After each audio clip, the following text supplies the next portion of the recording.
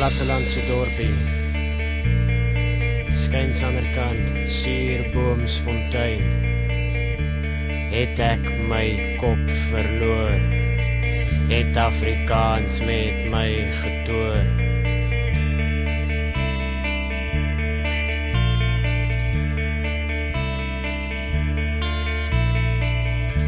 Ek het musiek iewers in die agtergrond gehoor,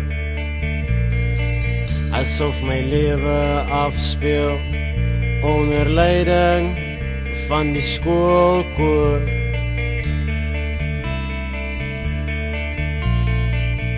Ritme het my beet gepak, ek ontdek vinyls in my pa se boekrak.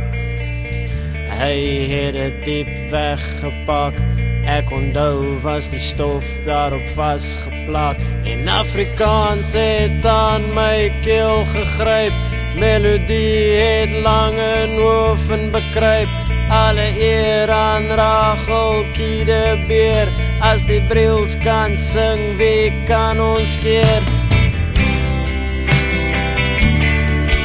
Van die taal is jonk en die taal het gees, die taal is vals en die taal is hees, maar die taal het vol en die taal het lus, en alle eer aan die taal en daar nog is van een vis.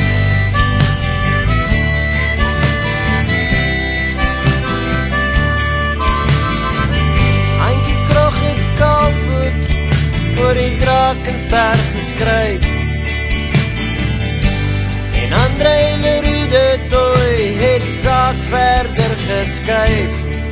Ons sal lewe, ons sal sterwe, ons sal plagieer en angliseer, ons sal rym en dig, al maak dit seer.